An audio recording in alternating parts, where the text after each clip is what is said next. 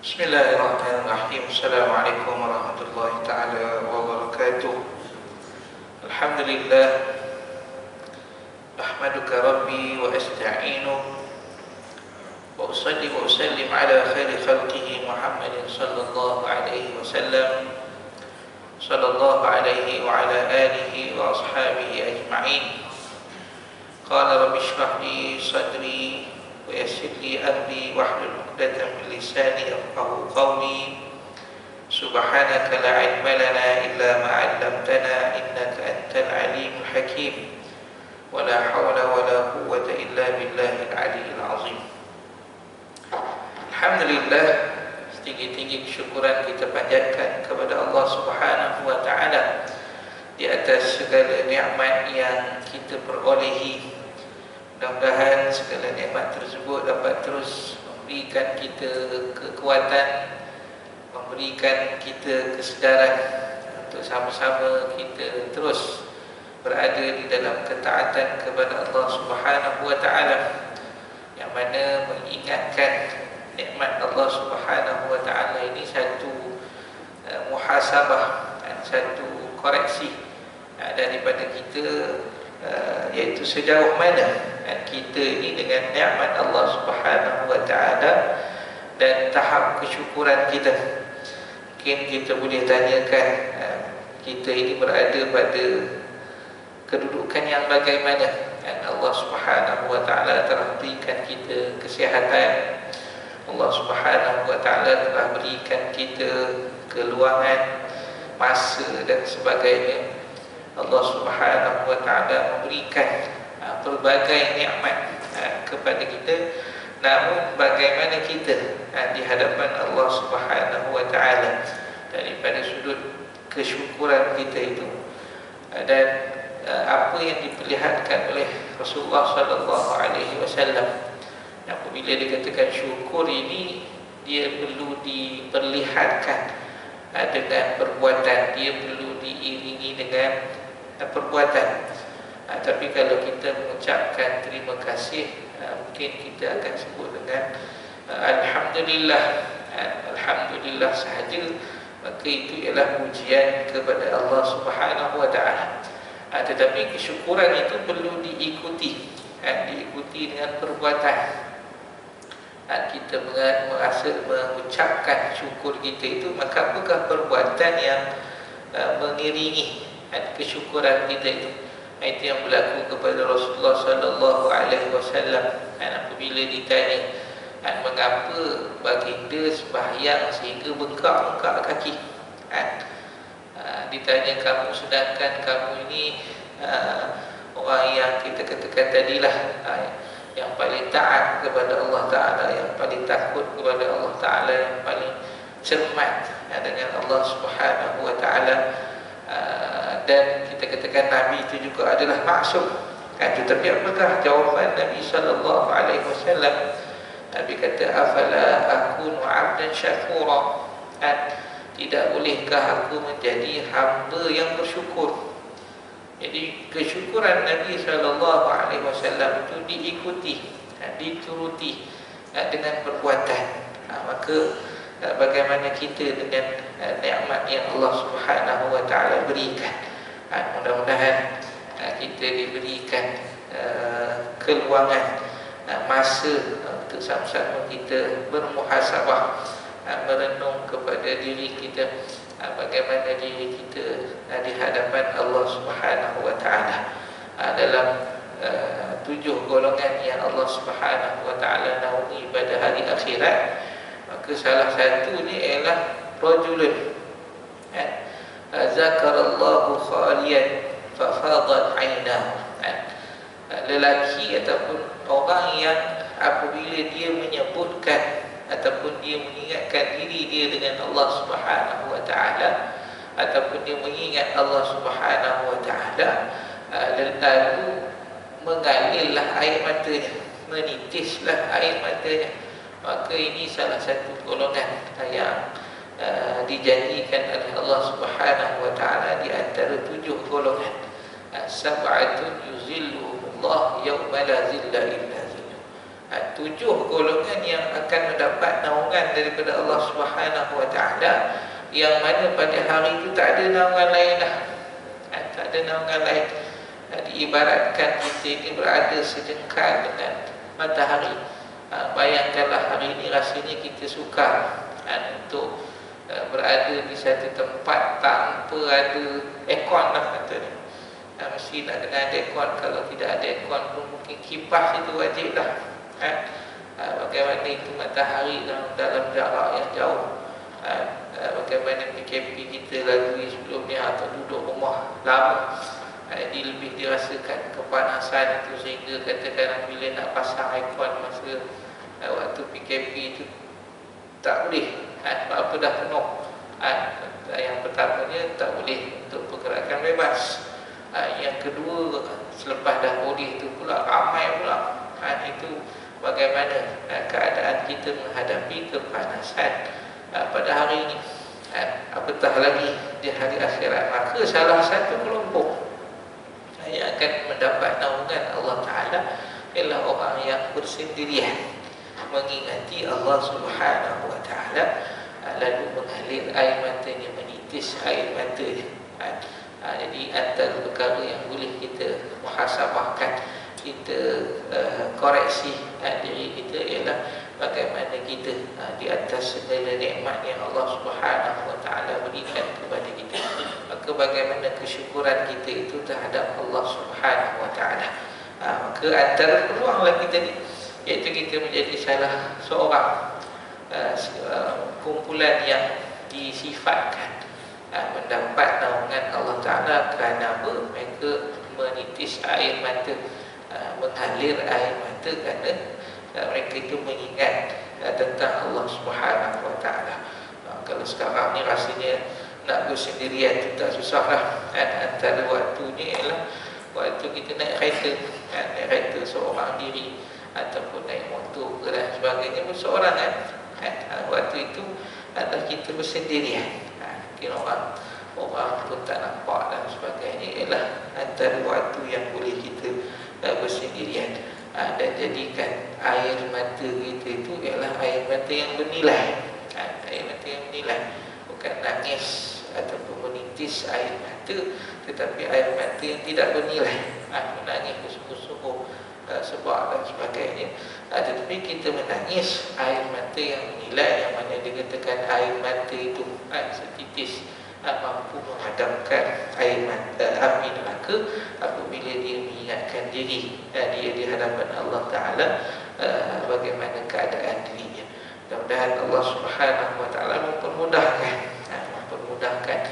meletakkan kita pada kita katakan istiqamah, konsisten kita di dalam ketaatan kepada Allah Subhanahu Wa Ta'ala.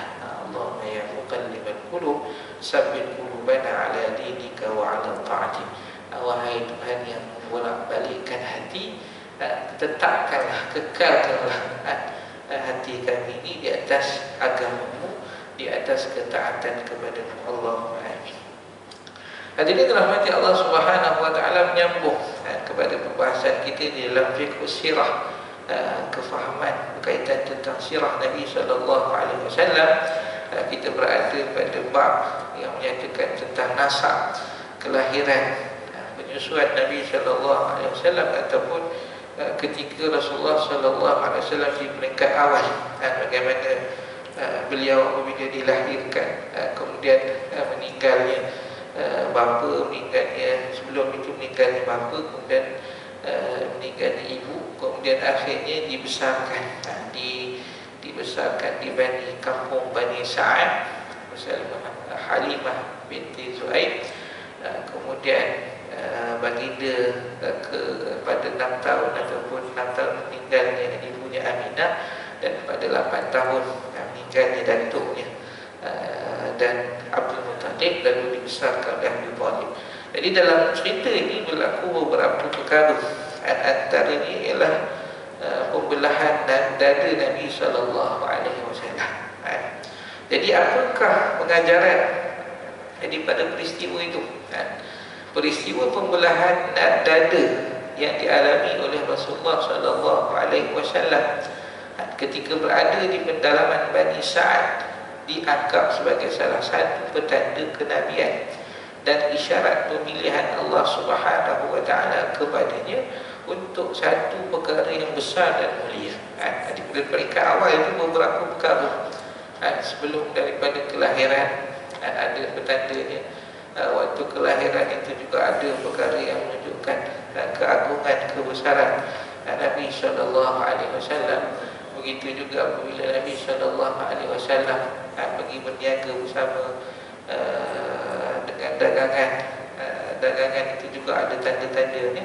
Maka ketika antara tanda lain ialah Nabi dibelah dada. Dibelah dada sebagaimana diceritakan, dikeluarkan, dicuci, sebagaimana yang dinyatakan dalam hadis yang sahih. Peristiwa ini telah diriwayatkan, antaranya adalah daripada Anas bin Malik dalam satu riwayatnya yang dikeluarkan oleh Imam Muslim. Riwayatnya ialah Anas bin Malik ataupun disebutkan sebagai rawi a'la, rawi yang paling akhirlah sebelum sampai hadis itu. Kemudian hadis itu pula dihimpunkan oleh Imam Muslim. Jadi Imam Muslim dia mendapatkan hadis itu daripada rawinya ataupun orang yang dia jumpa, kemudian kepada yang lainnya sampailah kepada riwayat daripada Anas bin Malik. Sebab kadang-kadang satu hadis sama maknanya tapi ada 2-3 orang sahabat yang meriwayatkan. Di siapa sahabat yang akhir itu? Kalau Imam Muslim ini daripada Anas bin Malik. Biasanya kalau kita nak cari hadis maka kita akan tengok begitu. Siapa Imam Muslim daripada dengan sanad dia lah. Dengan sanad dia maksudnya tokoh-tokoh yang dia jumpa, guru kepada guru, sampailah yang terakhir itu kepada Anas bin Malik. Jadi kalau disebut ringkas Imam Muslim dengan sanadnya melalui Anas bin Malik. Sebab apa kadang-kadang ada hadis lain tapi daripada sahabat yang lain. Sebab itu kadang-kadang mungkin hadisnya itu ada sedikit perbezaan makna dan perkataan. Makna ini biasa kadang sama, tapi perkataan itu kadang berbeza sedikit. Kadang juga ada yang ada tambahan lebih sedikit. Maka itulah yang berlaku di dalam penilaian hadis. Jadi penilaian hadis yang orang ini sebut apa hadisnya sahih ke tidak, sebenarnya perkara itu panjang. Kenapa kita katakan kalau sahih, mungkin kepada kita anggap sahih itu tak ada masalah, ataupun ada orang sebut dhaif, kita anggap bermasalah. Sedangkan dhaif itu adalah pada periwayatnya, rawi-rawi yang ada tadi. Tapi maknanya akhirnya kadang sama juga. Tapi hadis ini sahih, hadis ini mungkin dhaif. Kenapa dhaif? Kerana di antara jalur ataupun silsilah perawi-perawi itu ada seorang yang dianggap lemah. Itulah antara punca kenapa ada hadis yang tarafnya itu lain walaupun mungkin riwayatnya sama. Jadi dengan kaedah itu maka hadis itu dikuatkan dengan riwayat yang lain. Sebab itu kalau hadis dhaif sekalipun tetapi dia ada hadis-hadis lain yang menyokong, hadis lain daripada sahabat yang lain. Macam tadi hadis Muslim daripada Anas bin Malik, mungkin ada hadis lain daripada sahabat yang lain, tapi hadisnya itu, matannya itu sama. Teks yang Rasulullah sebutkan itu, kata-kata yang disebutkan oleh Rasulullah itu sama. Jadi itu yang menjadi sebab penilaian hadis di kalangan ilmuwan hadis. Jadi kita pun patut memahami daripada sudut kalau hadis itu berkaitan tentang hukum hakam, halal dan haram, berkaitan tentang masalah akidah, maka memang dah letak kaedah hadis itu mestilah hadis yang sahih. Tetapi kalau hadis itu berkaitan kelebihan amalan, kalau berselawat, kalau beramal sekian-sekian, yang mana hadis itu tidak, kita katakan maksud daripada hadis itu tidak bertentangan dengan nas secara umum. Sebagai contoh kita lihat jumpa di dalam Al-Quran ataupun hadis disebutkan supaya kita berzikir. innama zukira idza zukira Allah wajilat qulubuhum ya ayyuhallazina amanu zkurullah. Orang yang beriman berzikirlah kepada Allah Taala. Perintah zikir itu ada. Tapi berzikir yang macam mana? Mungkin daripada peringkat awalnya apa yang ada dalam Quran, zikir-zikir yang ada dalam Quran, zikir-zikir yang Nabi SAW sebutkan, ataupun yang lebih rendah sedikit mungkin daripada sahabat, ataupun yang lebih rendah sikit adalah daripada orang soleh. Tetapi kalau maknanya tidaklah kita katakan berkaitan tentang akidah, maknanya baik, amalannya baik, maka itu dikatakan disebut sebagai fadailul amal, hadis berkaitan kelebihan amalan. Maka ini diringankan. Kalau ulama ringankan, dia itu boleh, walaupun mungkin hadis itu tarafnya dhaif ni lemah. Jangan kita samakan dhaif itu dengan maudhu'. Ada orang yang menyatakan dhaif itu macam maudhu', sedangkan maudhu' itu rekaan. Rekaan ni dah confirm bukan daripada Nabi SAW. Tetapi dhaif, kenapa dhaif tadi? Masalah periwayat tadi, perawi tadi. Mungkin rawi itu dikenali orang yang lemah ingatan. Kalau kita ni jadi perawi dah lama dah, kita punya nilai itu tak kuat. Kenapa? Kita orang sampaikan kita 3 perkataan, 5 perkataan, 5 perkataan, kita sampai orang dah jadi 7, 10 perkataan, nak sampaikan maksud yang sama. Itu pun sukar untuk kita meriwayatkan dengan lafaz yang sama. Itulah kita kata situasinya. Jadi kisah ini, kisah berkaitan Nabi dibelah dada ini adalah daripada riwayat Imam Muslim daripada Anas bin Malik, bahawa Rasulullah SAW didatangi oleh Jibril ketika beliau sedang bermain-main dengan anak-anak sebayanya. Kemudian Jibril mengambilnya dan meletakkannya, membaringkannya. Lalu Jibril membelah dari hati itu dada ini dan mengeluarkannya, dikeluarkan hati. Kemudian Jibril mengeluarkan satu gumpalan, yakni alaqah, daging yang ada di dalam itu, dan ini lalu berkata, ini adalah bahagian syaitan yang ada pada. Kemudian Jibril mencuci dengan bejana daripada emas dengan air zam-zam, lalu dikembalikan, diletakkan semula. Melihat peristiwa ini, anak-anak yang sedang bermain dengan ini lari menuju ibu susunya seraya berseru, Muhammad telah dibunuh. Maka mereka mendatanginya dengan penuh cemas. Dilihat kanak-kanak yang lihat itu kembali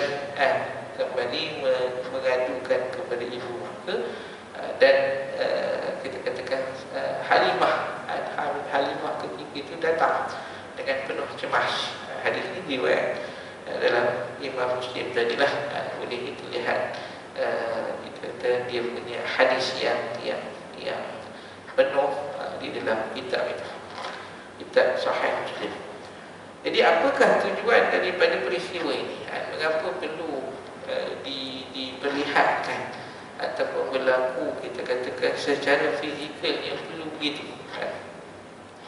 Tujuan peristiwa ini wallahu alam, secara asasnya itulah jawapan yang paling tepat. Sebab apa? Manusia kadang-kadang dia ada dalam dia memberikan pandangan, memang ada sudut kecenderungan. Kita memberi pandangan, kita ada kecenderungan kita. Itu yang pertama. Yang kedua, kecenderungan juga itu adalah bergantung kepada pengetahuan kita. Pengetahuan kita itu pada sudut mana. Maka kita akan memberikan pandangan sesuai dengan pengetahuan kita yang berkaitan. Sebab itu pandangan mungkin banyak. Kalau kita nak melihat daripada sudut hikmah juga mungkin boleh, macam-macam sudut yang mungkin boleh kita faham. Boleh kita faham mengapa itu hikmah. Begitulah juga hari ini bila orang sebut tentang satu kaedah yang disebut sebagai maqasid syariah, tujuan syariat. Tujuan syariat yang paling besar yang sebenarnya ialah pengibadatan, ataupun kita katakan ibadah, pengibadatan, ataupun yang disebutkan perintah Allah Subhanahu Wa Taala itu yang paling tinggi. Itu tujuan daripada pensyariatan segalanya Allah Taala perintah kita solat. Kenapa? Adalah perintah daripada Allah Subhanahu Wa Taala, ataupun disebut sebagai at-ta'budiyah. At-ta'budiyah ni penghambaan, maksudnya pengibadatan yang Allah Ta'ala minta kita laksana sebagai pengibadatan kita kepada Allah Ta'ala. Itu tujuannya, bukan kerana apa-apa. Dan kalau kita ahli sunnah wal jamaah juga, kita tidak meletakkan perbuatan Allah Ta'ala itu berdasarkan sebab-sebab tertentu. Tidak, itu bukan akidah ahli sunnah wal jamaah. Kalau kita kata Allah Ta'ala mesti buat begini, ataupun sebaiknya Allah Ta'ala buat begini, maka itu adalah ideologi golongan Mu'tazilah. Mu'tazilah ni dia kata, kalau contoh tentang masalah pengutusan para rasul, jadi dia kata Allah Ta'ala baik untuk mengutuskan rasul, ataupun lebih baik dengan istilah mereka itulah salah wal aslah, elok dan lebih elok. Jadi elok dan lebih elok itu sebenarnya hakikatnya ialah penilaian kita, manusia yang menilai elok ataupun tidak elok. Jadi itu sama juga dalam sudut-sudut yang lain. Perintah Allah Subhanahu Wa Taala suruh kita buat segala ibadat, ataupun segala hukum hakam Allah Subhanahu Wa Taala. Sama ada perintah Allah Ta'ala, perintah Allah Ta'ala larang, maka tujuannya ialah at-ta'abudiyah, penghambaan, pengibadatan. Jadi macam mana hari ini bila orang bahas tentang tadi maqasid syariah, apa tujuan syariat? Lepas tu dikeluarkan tujuannya nak menjaga agama, tujuannya nak menjaga kita katakan keturunan, tujuannya nak menjaga harta, tujuannya nak menjaga apa tadi lagi, agama akal. Yang lima tu lah. Sebenarnya apa yang keluar daripada lima perkara itu adalah kita katakan hikmah yang cuba ulama kaji. Ulama kaji kenapa hikmahnya, memang Allah Ta'ala nak jaga manusia. Daripada sudut kalau katakan hukum zina itu disebat, hukum betul orang yang berzina dah kahwin berzina maka akan direjam. Bila dikaji tujuannya nak jaga nasab, supaya tidak bercampur nasab, tak tahu anak tu anak siapa, ataupun bayi yang lahir itu daripada siapa, maka perlu kepada perkahwinan. Jadi ulama kaji ini mungkin hikmahnya nak menjaga keturunan, kita katakan nasab itu. Dan apa lagi, hukuman orang yang minum arak itu disebat. Mengapa disebat? Maka ulama kaji hikmahnya ialah nak menjaga akal.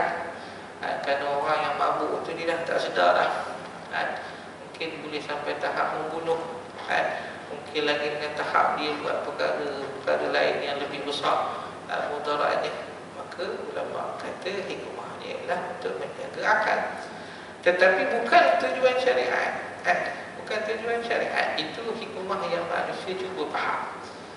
Allah Subhanahu Wa Taala membuat sesuatu apa pun bukanlah kerana tujuan tertentu. Kalau kita meletakkan tujuan tertentu, maka itu adalah bukan daripada akidah ahli sunnah wal jamaah. Itu Mu'tazilah. Dia meletakkan sebab, dia menilai. Sebenarnya kalau kita hari ini, kalau maqasid syariah itu kalau disebut untuk kita faham apa kesan ataupun hikmah daripada syariat, itu mungkin tak ada masalah. Tetapi sampai kepada tahap kita nak jadikan dia itu sebagai pengukur dalam menentukan hukum, itu salah. Kenapa nak mesti buat macam ni? Nak jaga akal. Kita pula yang menimbang. Sebenarnya kalau kita letak gitu, sebenarnya kita menimbang dengan akal. Kenapa buat begini? Sebab nak jaga sekian. Sepatutnya kita cari boleh ataupun tidak boleh itu berdasarkan Quran Sunnah. Apa dalilnya? Quran, hadis. Quran mana tak boleh, kenapa? Apa yang Quran sebutkan boleh, apa yang Quran sebutkan. Begitu juga apa yang Nabi sebutkan, apa yang kalau dilarang, apa juga yang Nabi sebutkan. Bukan dengan semata-mata kita kata nak menjaga akal, bukan semata-mata kita kata nak menjaga nasab dan itu kita telah menghukum ataupun kita menimbang perkara itu berdasarkan akal. Hakikatnya akal dia bunyi baiklah, maqasid syariah nak menjaga akal, nak menjaga keturunan, nak menjaga harta dan sebagainya. Itu bahaya daripada halusnya. Kalau apa yang disebutkan tempat sebagai maqasid syariah itu hakikatnya kita menghukum dengan akal kita, kita menilai dengan akal kita, kita menimbang dengan akal kita. Sebab itulah kelompok-kelompok liberal ini juga menyambut ataupun dia tu daripada sudut menjaga syariat mungkin ada perkara yang jelas dia tidak buat, tapi mereka lah antara pejuang yang menyambut yang disebut sebagai maqasid syariah. Jadi apabila disebutkan di sini apa tujuan tujuan peristiwa itu sebenarnya kita tak tahu, wallahu a'lam. Tetapi daripada sudut hikmah tadilah, sudut pandang tadi, sebab apa segala yang dibuat oleh Allah Subhanahu wa taala itu hikmahnya sangat banyak. Bahkan kalau kaedah umum yang diberikan kepada kita ialah kita itu bersangka baik. Kenapa? Kerana Allah Ta'ala sebutkan dalam hadis ana 'inda dhanni 'abdi bi, aku berdasarkan kepada sangkaan hamba-Ku terhadapku. Jadi apa sahaja yang berlaku kepada kita, maka perkara utama yang kita perlu cuba buat, mungkin banyak perkara-perkara yang berat, na'udzubillah, kita takut diuji dengan begitu. Tetapi apa sahaja yang kita hadapi, maka yang pertama ialah kembali kepada Allah Ta'ala. Segala yang berlaku adalah daripada kehendak Allah Ta'ala. Itu yang pertama. Yang kedua, maka kita akan letakkan sangka baik kita kepada Allah Ta'ala. Kenapa berlaku ni? Mungkin ada hikmahnya. Hikmahnya yang Allah Ta'ala nak letak yang kita tak nampak. Biasanya kalau kita menyangka begitu, dalam beberapa ketika lah, ataupun mungkin lama sikit baru kita faham, oh katalah Allah Ta'ala takdirkan begini, hikmahnya begini. Sebab apa? Tadi kita dah sangka baiklah dengan Allah Subhanahu wa Ta'ala, dengan apa yang disebutkan husnuzan, sangkaan baik terhadap Allah Subhanahu wa Ta'ala. Dan Allah Ta'ala sebut begitu, ana 'inda dhanni 'abdi bi, aku berdasarkan sangkaan hamba-Ku terhadapku. Jadi kalau dalam cerita ini itu yang disebut dulu. Kenapa dibelah dada? Wallahu a'lam. Tetapi disebut sini bukan untuk mencabut kelenjar kejahatan di dalam jasad Rasulullah sallallahu alaihi wasallam. Kalau kata nak hilang, boleh hilang begitu. Kalau kata dengan kehendak Allah Ta'ala, sebagaimana asasnya yang kita tahu, Allah Ta'ala itu apa sahaja yang Allah Ta'ala sekendaki maka berlaku. Idza arada syai'an yaqula kun fayakun. Itu asas. Tetapi mengapa diperlihatkan perkara itu? Mengapa disebut pula nak dicuci katakan tadi kejahatan yang ada di situ? Sebab jika kejahatan itu sumbernya terletak pada kelenjar yang ada di dalam jasad atau pada gumpalan yang ada pada salah satu bahagiannya, nescaya orang jahat biasa menjadi baik. Biasa boleh menjadi baik bila melakukan operasi pembedahan. Kalau asasnya begitu. Tetapi nampaknya tujuan peristiwa tersebut adalah bagi pengumuman terhadap sesuatu perkara. Rasulullah sallallahu alaihi wasallam dipersiapkan untuk mendapatkan pemeliharaan, yakni ismah, disebut sebagai maksum itu. Kenapa Nabi dijaga? Jadi penjagaan itu disebut sebagai ismah, pemeliharaan. Dan wahyu sejak kecil dengan sarana-sarana ataupun dengan apa yang diperlihatkan secara material, dicuci kita katakan hati itu. Ini agar manusia lebih mudah mengimani Rasulullah sallallahu alaihi wasallam dan membenarkan risalahnya. Memang kadang manusia ni tak kena lihat dulu. Itu kita tengok mungkin antara sebab mengapa adanya mukjizat. Kenapa ada mukjizat? Satu mukjizat tu memang dia itu tidak boleh dicabar. Syarat mukjizat mesti ada cabaran. Dia bukan perkara luar biasa sahaja, mesti diikuti dengan cabaran. Itu sebagai bukti untuk membenarkan Rasulullah sallallahu alaihi wasallam. Kalau kita tengok peristiwa itu bagaimana Sayyidina Abu Bakar. Sayyidina Abu Bakar, Rasulullah sallallahu alaihi wasallam ketika Isra dan Mi'raj. Rasulullah Isra dan Mi'raj. Balik je Rasulullah sallallahu alaihi wasallam Isra dan Mi'raj bila kata dah pergi malam, dah pergi Baitul Maqdis ataupun Palestin, daripada Mekah. Kalau kita pun wallahu a'lam bagaimana keadaannya. Tu kita mempercayai perkara tersebut. Sebab apa? Memang logiknya ketika itu mungkin sukar. Hari ini mungkin aku ada kenderaan yang paling laju dan sebagainya, mungkin kita pun merasa sukar lagi tu. Ini bagaimana ketika itu boleh Rasulullah kata begitu. Dan Sayyidina Abu Bakar langsung bila dia kata apa sahaja daripada Rasulullah SAW diterima. Bagaimana keadaan orang lain? Bagaimana keadaan orang lain? Lalu dibuktikan bahawasanya perkara itu berlaku sebagai mukjizat. Sebagai mukjizat bagi diterapkan. Okay, kalau Rasulullah tak pernah pergi Baitul Maqdis, maka bagaimana sifatnya? Dengan tiangnya, dengan gambaran yang Rasulullah gambarkan, dibenarkan oleh orang yang pernah pergi. Cuba kita nak lihat kedudukan kita lah. Bagaimana kita kalau kita mendapat kisah-kisah yang begitu, ataupun mungkin kita dengan apa yang kita terima dengan wahyu. Maka kalau kita sebagai orang yang beriman dengan Allah dan Rasul, apa sahaja yang Quran sebutkan, kita akan terus percaya tanpa kita ada kesangsian. Apa sahaja yang disebutkan oleh Rasulullah sallallahu alaihi wasallam, kalau kita nak cermat, mungkin tadilah kalau perkara melibatkan akidah, perkara melibatkan hukum halal dan haram, perkara yang melibatkan hukum, kalau kita nak letak syarat sahih, maka itu tak ada masalah. Tetapi adakah kita terus menerima? Kadang-kadang kita tengok ada orang Islam sendiri bila dinyatakan perkara yang baik, apa perkara yang baik yang dekat dengan kita, mungkin tentang masalah tentang jin, tak percaya tentang jin, sedangkan perkara berkaitan tentang jin ni dinyatakan di dalam Quran dan Sunnah. Jadi itu gambaran yang dekat dengan kita. Jadi bagaimana gambaran lain. Jadi itu yang diperlihatkan.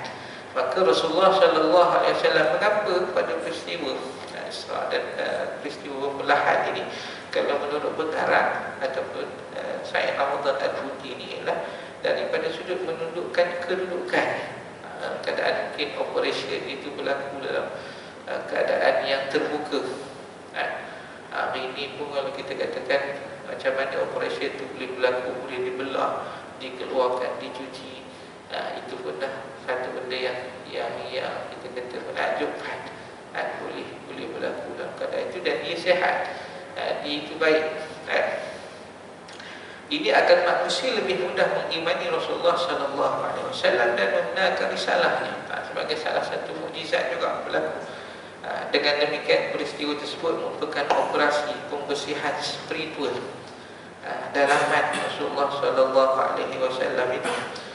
Peristiwa tersebut tetapi melalui proses fizik, empirik, sebagai pengumuman ilahi kepada manusia. Ini perkara awal, perkara berlaku, perkara luar biasa terhadap Nabi SAW, menunjukkan dia ini bukanlah orang biasa, bukan orang biasa yang terbelah dadanya, yang dikeluarkan, mungkin kita kata jantung ataupun hatinya, dibersihkan dan jadi diletak balik.